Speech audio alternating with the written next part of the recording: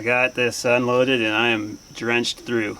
It's been mid 90s Fahrenheit here with 100% humidity, and I got a little pleasant surprise at the lumberyard. I ordered C-grade Eastern white cedar, and I ended up getting a number 2 red label Western red cedar, which is actually what I wanted, but either the guy at the yard didn't really know what he was selling me, or they just were out of that and they just sent me this. I'm not sure. I asked them if it was mine. They said it was. Well, let's get started. Okay, so you guys have seen me build the rain screen in the last video. You haven't seen that, I'll put a link up. But since you've already seen it, we're just going to use the magic hammer. If you don't have a magic hammer, you got to do this by hand. It takes forever, but thankfully we got this thing. So, all right, there we go. Yeah, I wholeheartedly endorse these if you can find a good deal on one. So here's a decent tip. Anytime you're intersecting like a sidewall to a area that can collect water or snow, like a roof or whatever, if you take a 2x4 and you can use that to space your siding off the deck or the roof, that will prevent capillary action from wicking the water into your siding and making your siding die a premature death.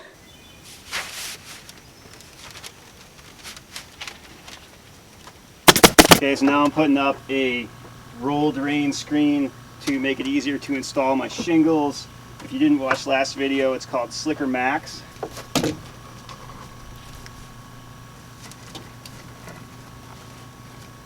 And you can actually buy this with a weather resistant barrier attached, so you don't have to roll on your house wrap and then this.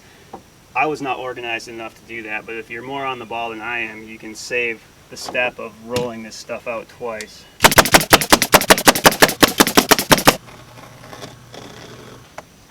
Be careful not to cut through your flashing tape. Fold this under. And now that I have folded the flap under, just go back around.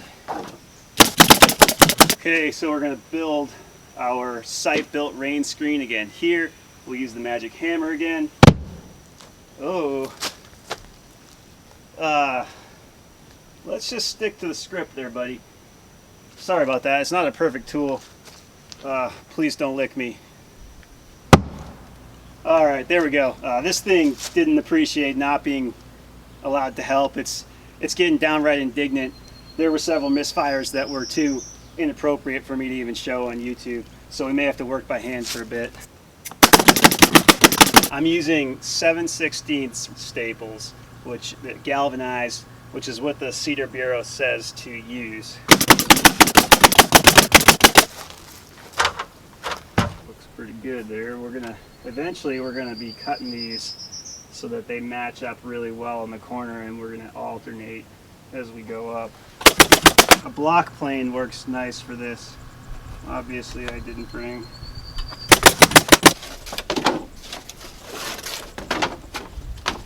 So I'm gonna weave the inside corners, but you can also put a square piece of trim in there and butt up against that. I just prefer, I think it's a little bit cleaner look to weave them. And then same with the outside, I think it just looks a little cleaner rather than have corner trim. I think it's going to look nice just to have these alternate.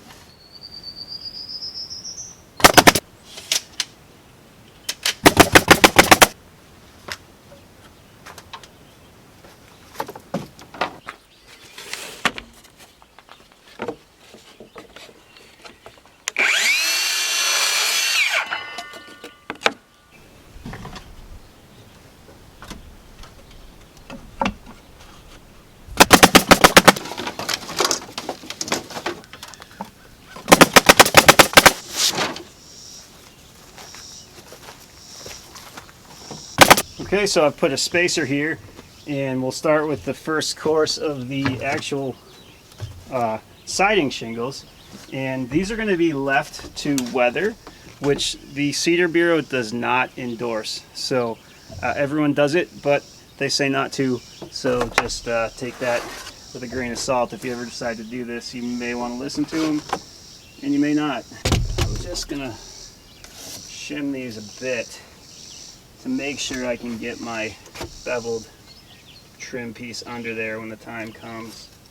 And I believe you're supposed to have 2 staples about 1.5 inches away from the edges. Yeah, just make sure these are high enough, and it's pretty good.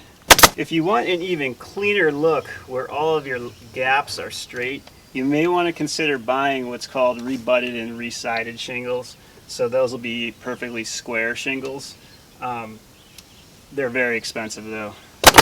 And so what we've got to do here is, since this one on this corner comes over, this one has to cover that crack, and we're going to take a shingle and scribe it and then cut it to the contour.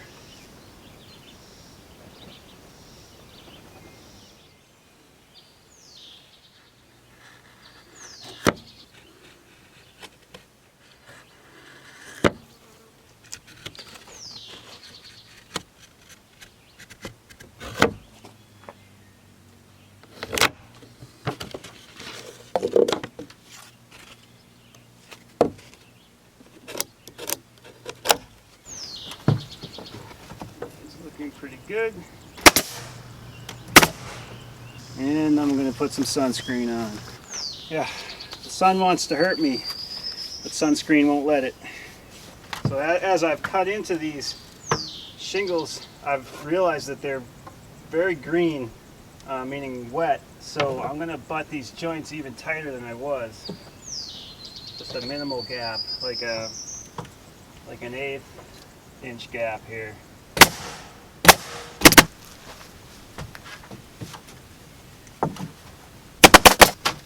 So I like to do this under the windowsills just to kind of make sure nothing drips in there.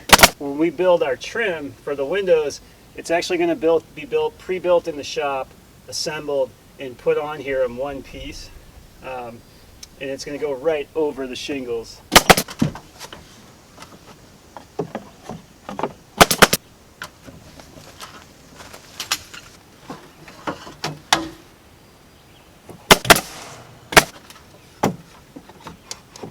So my windowsill will cover this here, so I won't have to have a short course. And this is a 5.5 inch board, so that's conveniently my exposure. And now we can just go right across.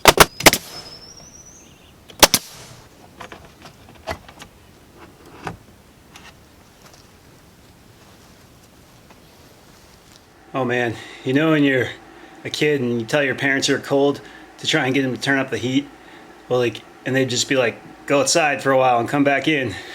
This is like the opposite of that. I'm inside, it's 80 degrees and it feels amazing, because outside it's 95 Fahrenheit with 100% humidity, and so I'm just taking a quick breather here. It's tough working conditions right now. On these corners, going narrow wide, gotta look good.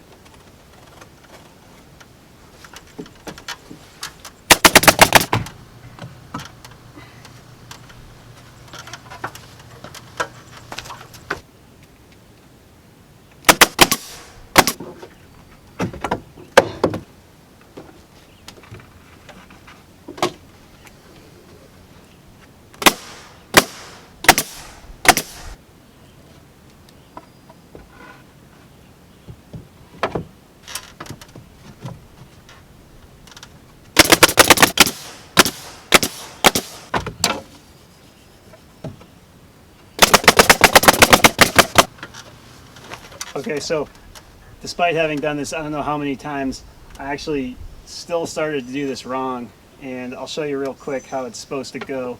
So this shingle here should actually come and cover this joint all the way, and then the next shingle should go like that. Then it covers the joint fully, and then the next shingle would actually overlap this one a full shingle's length while I'd be up here.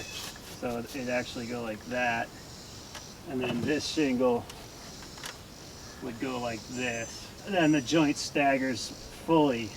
So we'll do that from here on out. I don't think it's important enough to rip this off, but just in case anyone's watching, I'll show you the difference. I've only been staggering it 1 shingle's worth, like that, but it should be all the way over that joint. So we'll do that the rest of the way up. I think every project I've done, like the first 2 courses, I've messed up like that.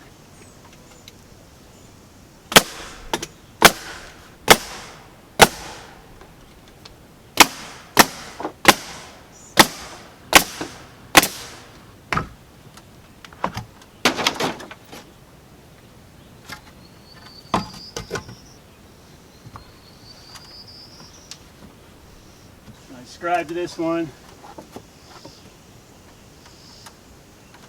That. And then I'll have to cut this off too.